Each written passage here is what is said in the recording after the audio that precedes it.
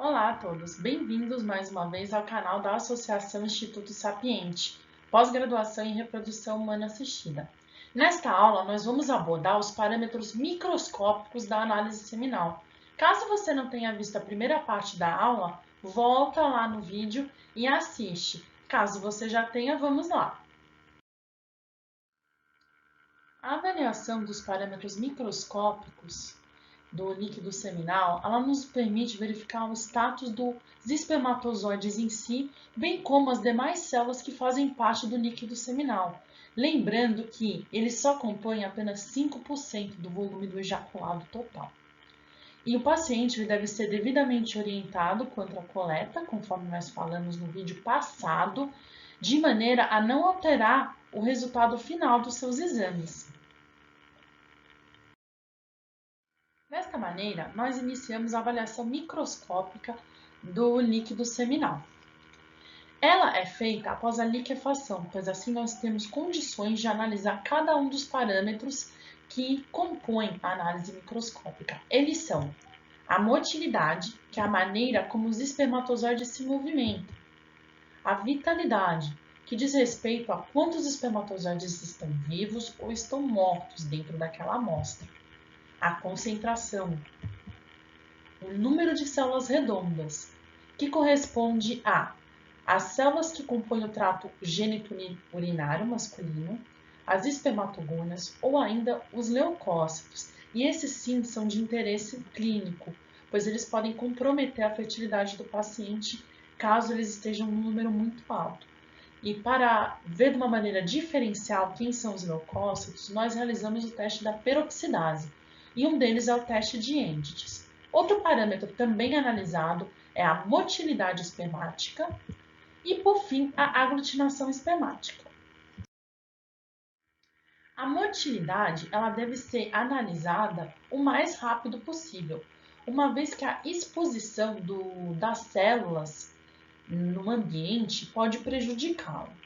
E nós avaliamos numa câmera de contagem, sendo que ela também pode ser feita com uma simples lâmina lamínola. Então, nós vamos realizar a contagem dos espermatozoides em até 100 células, computando quem são os móveis progressivos, que são os antigos classe A e classe B, porque depois da atualização do guia do OMS em 2010, essa classe não existe mais. Então, funciona assim: os espermatozoides móveis progressivos correspondem aos antigos espermatozoides classe A e classe B.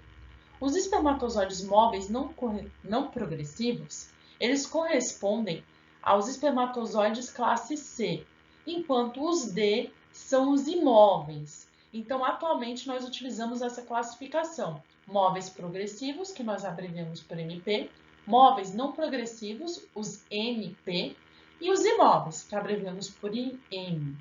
Então, a leitura na câmera de máquina, que é o exemplo que nós temos aqui ao lado, ela é realizada de uma maneira aleatória, onde nós devemos tentar computar todos os campos que compõem a câmera, de modo a realizar uma leitura fidedigna, sendo que a amostra ela deve ser homogeneizada antes da leitura e também procedemos com a leitura desta maneira, de modo a avaliar os campos de uma maneira geral, não só num campo concentrado, pois essa análise não seria tão fidedigna.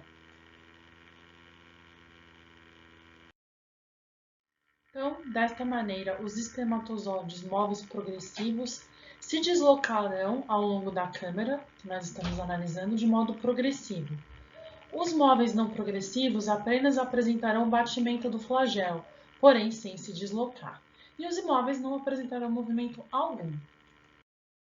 Seguir como funciona a movimentação dos espermatozoides na câmara de Neubauer, sendo que nós temos um móvel não progressivo acima, os móveis progressivos se deslocando por toda a câmara, e os imóveis têm um embaixo, que não apresenta nenhum movimento.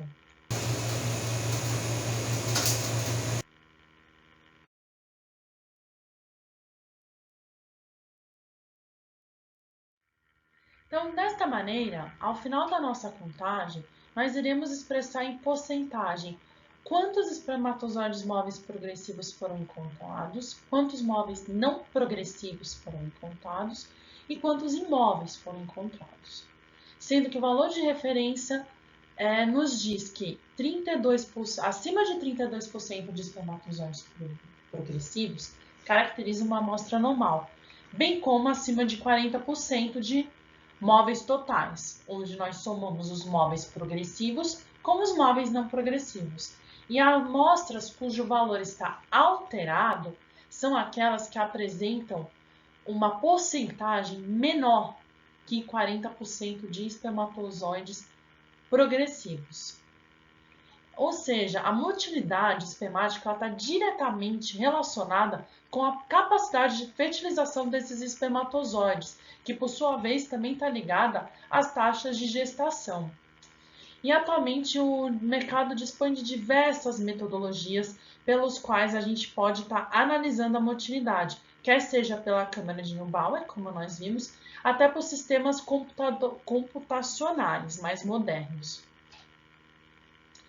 E assim, as amostras que estejam abaixo de 40% de motilidade são classificadas como astenosospermia.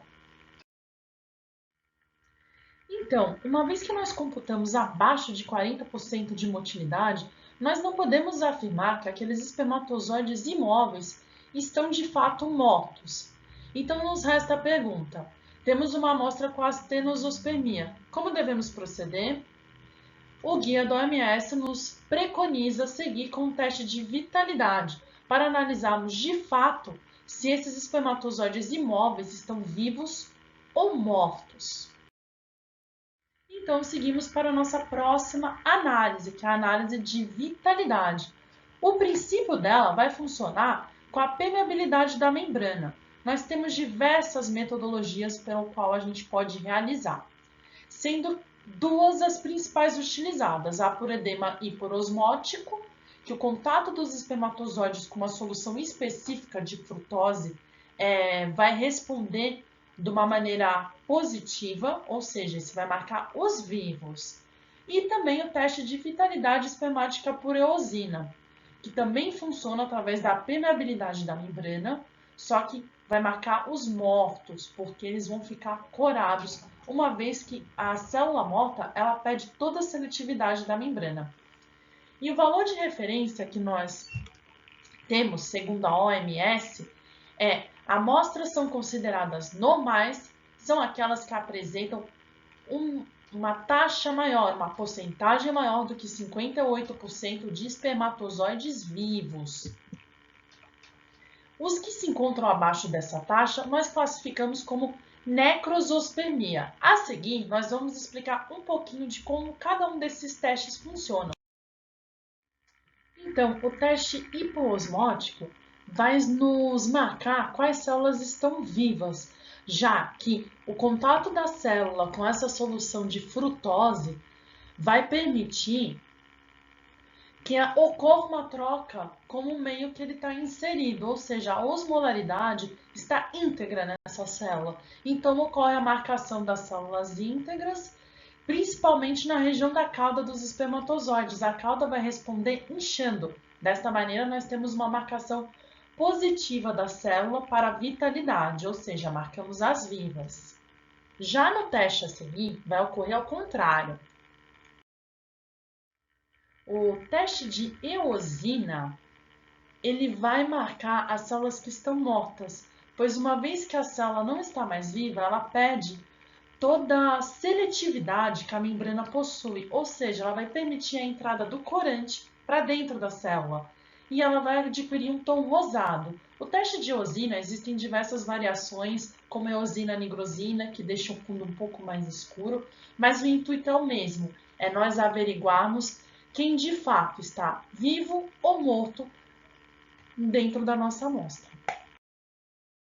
Então, procedendo-se com a análise microscópica, vamos realizar a concentração espermática, no qual os espermatozoides presentes na amostra podem ser computados em qualquer uma dessas câmeras que vocês estão visualizando, como na câmera de Neubauer, que é um sistema mais antigo, a câmera de Leja, que é utilizada no sistema computacional, ou seja, é um software, um computador que vai realizar a contagem dessas células e ele também já realiza a análise da motilidade em conjunto. E o sistema mais utilizado pelas clínicas de reprodução é a câmera de Legia, que é essa câmera que vocês têm abaixo e do qual a gente vai falar um pouquinho agora adiante. Então, de forma a proceder com a análise da concentração espermática na câmera de máquina, nós contamos os 10 quadrantes, quer seja na linha horizontal, quer seja na linha vertical, computando em cada um dos quadrantes quantos espermatozoides estão presentes. E nós não vamos levar em consideração, nesse caso, a motilidade deles, ou seja, vai ser indiferente se eles são móveis progressivos ou não progressivos, ou até imóveis. O que nos interessa é o número de espermatozoides que está presente na amostra. E o resultado que nós obtivermos, ele vai ser expresso em milhões de espermatozoides para cada mililitro. Ou seja, nós não precisamos fazer os fatores de correção, que são utilizados na câmera de Newbowl. E para expressar a concentração total da amostra, que também é fornecida no diagnóstico final, nós vamos multiplicar o valor obtido nessa contagem pelo volume, que foi obtido lá no parâmetro passado, nas análises macroscópicas, e vai nos dizer o resultado final da nossa amostra. E nós vamos classificar a amostra de acordo com o resultado que nós obtivermos com este parâmetro da maneira a seguir. Desta maneira, ao final da análise da concentração espermática, nós iremos classificar essa amostra pelo número de células encontradas. Caso o número esteja abaixo de 15 milhões de espermatozoides por mililitro, nós classificamos essa amostra como oligozoospermia. E para fins de diagnóstico clínico, a classificação do grau de severidade da oligozoospermia também é muito importante, pois ele pode predizer o grau de complexidade que o tratamento da reprodução assistida terá, sendo que nos casos de oligozoospermia leve, pode até ser indicada uma fertilização in vitro clássica. Já nos casos de oligozoospermia moderada e oligozoospermia grave, já é indicativo para uma injeção intracitoplasmática de espermatozoide, ou seja, já pode nos sugerir que seja necessário a realização de uma ICSI caso o tratamento desse casal for seguir. Os casos de criptozoospermia, que são aqueles casos que encontramos raros espermatozoides na amostra, e de azoospermia, somente podem ser considerados após a centrifugação dessa amostra, pois ocorre o seguinte: caso na primeira leitura nós não encontremos nenhum espermatozoide na câmara de mácula, a amostra deve ser centrifugada. Se após a centrifugação dessa amostra, ressuspensão do sedimento no meio de cultivo apropriado, forem encontrados poucos espermatozoides, nós a classificamos como criptozoospermia. Caso não seja encontrado nenhum espermatozoide, é sugestivo de uma amostra azospérmica. Mas a azoospermia, ela deve ser somente diagnosticada por um clínico, ou seja, um urologista responsável, que irá definir com exames complementares se essa azoospermia ela é não obstrutiva, provavelmente oriunda de algum defeito congênito nos testículos ou por algum dano sofrido pelo paciente ao longo de sua vida, que fez com que essa produção espermática nos testículos fosse interrompida, ou se é uma azoospermia obstrutiva, que algo está obstruindo a sua passagem pelos epidídimos, bloqueando esses espermatozoides de prosseguirem até o ejaculado. Ou seja, somente o clínico poderá dizer se esse paciente é ou não azoospermico, mediante exames complementares. Prosseguindo com a contagem celular da análise microscópica, nós agora vamos computar também os outros tipos celulares encontrados na amostra seminal, pois nela não estão presentes somente os espermatozoides, mas podemos encontrar outros tipos celulares, tais como as espermatogônias, as células epiteliais oriundas do trato gênito-urinário masculino e até mesmo os leucócitos. A gente vai proceder com essa leitura da mesma maneira como a que nós fizemos a leitura dos espermatozoides presentes nessa amostra. Lembrando que ao final, o valor de referência segundo a OMS, uma amostra que esteja normal deverá resultar no número de células abaixo de 1 milhão de células redondas para cada mililitro de amostra seminal. Caso nós encontremos um valor superior a isso, recomenda-se a realização do teste de peroxidase, que vai nos dizer se essas células redondas encontradas na amostra são de fato ou não os leucócitos que têm interesse clínico. Para isso, nós vamos realizar a teste da peroxidase, que existem diversas metodologias disponíveis no mercado e nós vamos falar um pouquinho dela no próximo slide. Desta maneira, uma vez que a amostra se encontra fora do valor de referência, que é 1 milhão de células redondas para cada mililitro, nós vamos prosseguir com o teste de peroxidase. Aqui é um exemplo do teste de peroxidase, que é o teste de Endites, que ele vai marcar os leucócitos, pois eles respondem à peroxidação, uma vez que eles a produzem também. Então, nós vamos observar no aumento de 40 vezes, contando 200 células, classificando essas células em coradas, que são os leucócitos, e não coradas, que são as células redondas. Quais células redondas, neste momento, não têm interesse para nós, pois podem ser tanto as células epiteliais quanto as espermatogônias, que para a sua devida identificação seriam necessárias outras metodologias, que nós não vamos descrever nesse vídeo. Enfim, vamos contar os granulócitos por toda a mácula. Realizar os cálculos conforme recomendações para cada kit e o valor de referência, caso esteja abaixo de 1 milhão de leucócitos por ml, caracteriza uma amostra normal. Ela apenas está com um número maior de células redondas. Caso esse resultado esteja acima de 1 milhão de leucócitos para cada mililitro de amostra seminal, nós classificamos essa amostra como leucocitospenia. E ela tem uma grande importância clínica, visto que o paciente provavelmente se encontra num quadro infeccioso, então ele precisa ser tratado pelo seu clínico responsável. Provavelmente será necessária alguma antibiótico-terapia. Além disso, os leucócitos, eles são os grandes responsáveis pela produção das espécies reativas de oxigênio.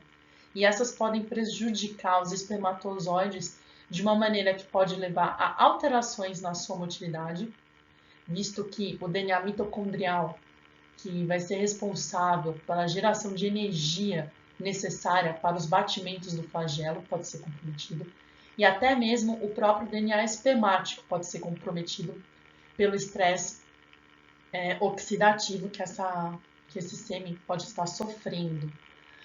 Outro parâmetro importante é que nós poderíamos ter uma concentração mais reduzida de espermatozoides frente a esse estresse oxidativo, bem como uma redução no volume seminal. Então, esse paciente realmente vai precisar passar por tratamento e a leucocitospenia tem grande importância clínica, ou seja, será necessário um tratamento prévio a qualquer ciclo de reprodução assistida. Passando para o nosso próximo parâmetro, que é a análise da morfologia. O espermatozoide ele é dividido em 3 partes. A cabeça do espermatozoide, que contém um acrossoma e um núcleo propriamente dito. A peça intermediária, que concentra todas as mitocôndrias, que serão responsáveis, como nós já dissemos, por fornecer energia para o flagelo. E o flagelo ou cauda, que é o responsável pela movimentação, por deslocar o espermatozoide, a fim de permitir que este fecunde os oócitos. E é importante frisar que o acrossoma ele carrega as enzimas que vão ser necessárias para o processo de fertilização. Eles vão digerir as camadas de granulosa que protegem o oócito até chegar no ócito de fato e concluir o processo de fertilização, num caso normal ou em algum caso que vá para a fila clássica. Então, é muito importante que a cabeça do espermatozoide esteja íntegra e se apresente normal, pois é nela que nós temos o potencial de fecundação dos espermatozoides. Caso tenhamos alguma alteração nela, provavelmente esse espermatozoide não será capaz de fecundar o oócito. Então, como padrão de normalidade, o espermatozoide deve apresentar essas seguintes dimensões. A cabeça deve ter em torno de 2,5 até 3,5 micrômetros de largura, pelos comprimentos especificados de 5 a 6, a peça intermediária em torno de 1,5 micrômetro e a cauda em 45 micrômetros mais ou menos. Podemos visualizar aqui do lado um espermatozoide normal, que será classificado ao longo da avaliação da morfologia dos espermatozoides. As alterações, elas podem ser alterações na cabeça, na peça intermediária e também na cauda. Cada uma delas terá uma consequência para a fertilização, sendo que, conforme nós falamos, as mais graves podem estar na cabeça, pois alterações na cabeça do espermatozoide não permitirão que este fecunde o ócito. E isso pode ser algo bom, seletivamente falando, pois provavelmente ele pode ter o DNA alterado, e se ele fecundar esse ócito, nós podemos ter tanto falhas na fertilização quanto abortamentos. É impossível predizer o que pode acontecer. Caso o defeito se apresente na pressa intermediária, ou seja, entre a implantação, a maneira como esse espermatozoide é implantado junto à cauda, pode nos predizer também alguns problemas genéticos, caso esteja implantado de uma maneira errada, ou se nós averiguarmos que existe uma gota citoplasmática dentro da peça intermediária, pode identificar algum problema no epidídimo, pois esse espermatozoide ele não foi devidamente maturado, e a maturação ocorre justamente no epidídimo, que é onde o espermatozoide irá passar por todos os segmentos epididimários de forma a adquirir a habilidade que é única nessa célula, que é a habilidade de se movimentar.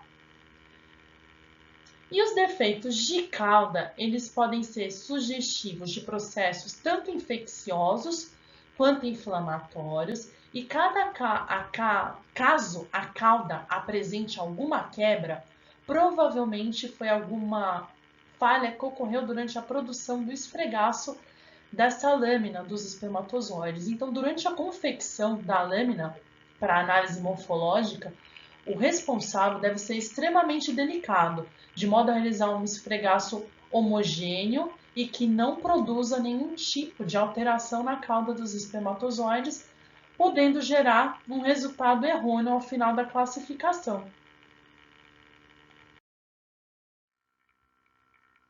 Então, desta maneira, quando nós tivermos o esfregaço, 100 células deverão ser computadas, sobramento de 1000 vezes com óleo de imersão no microscópio, e nós devemos proceder à leitura de uma maneira aleatória, igual a gente fez com a motilidade lá no comecinho do vídeo. A lâmina deve estar devidamente identificada com todos os dados do paciente. Quanto à coloração, ela pode ser utilizada por diversas metodologias. Panótipos, tem kits mais específicos, enfim, irá variar de acordo com a clínica. A apresentação do laudo também pode variar de clínica para clínica. Algumas expressam somente a porcentagem de espermatozoides normais, enquanto outras colocam a porcentagem de cada uma das alterações encontradas ao longo da análise da morfologia. Mas o mais importante é o que? Uma amostra normal deve apresentar uma porcentagem maior do que 4% de espermatozoides normais.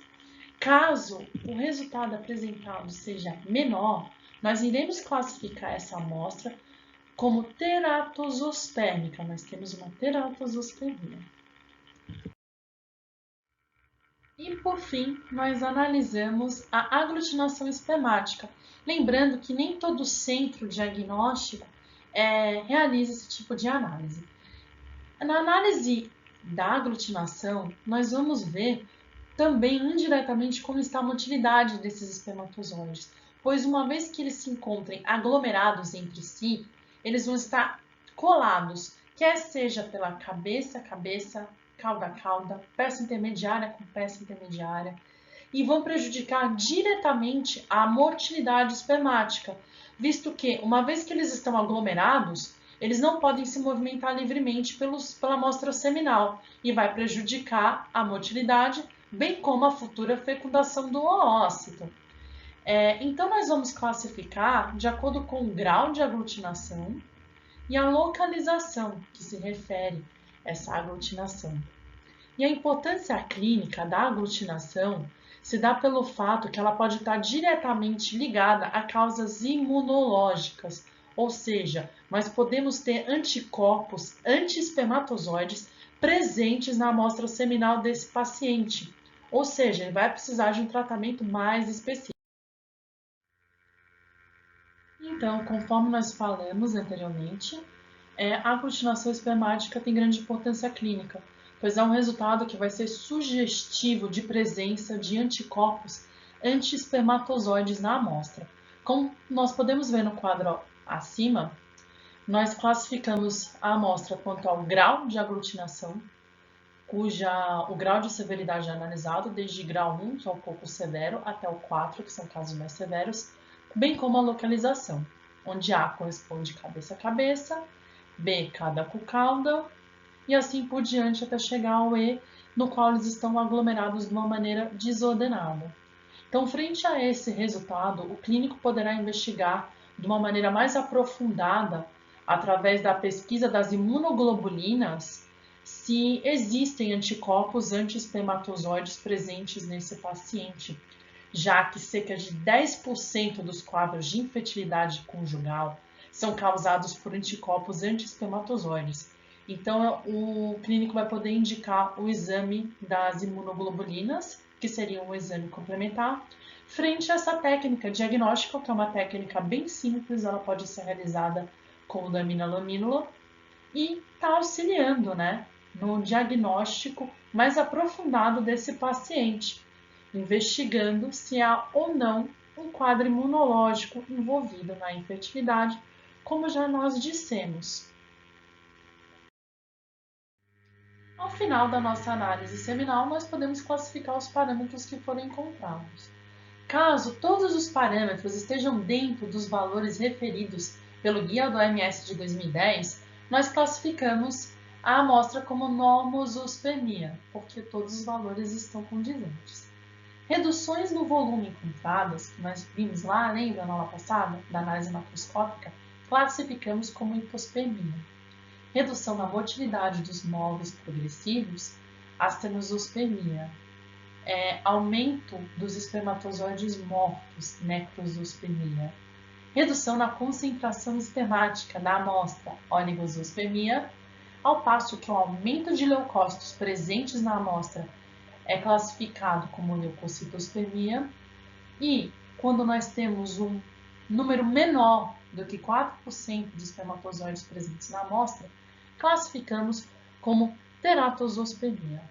Valendo lembrar que esses valores que foram apresentados, nós devemos considerar também os intervalos de confiança, que podem variar até 2,5 na escala bilateral. Mas a análise estatística utilizada pela OMS para análise do sêmen foi uma referência unilateral. Por isso que nós preconizamos que os valores utilizados sejam esses, com pequenos intervalos de confiança, que podem variar de centros para centros. E nós recomendamos sempre também que vocês consultem para qualquer dúvida, inclusive na sua vida como andrologista, se assim o quiserem, o Guia do OMS. Ele deve ser seu livro de cabeceira durante a análise espermática. Então, nos vemos na próxima aula. Qualquer dúvida que vocês tiverem, é só nos falar.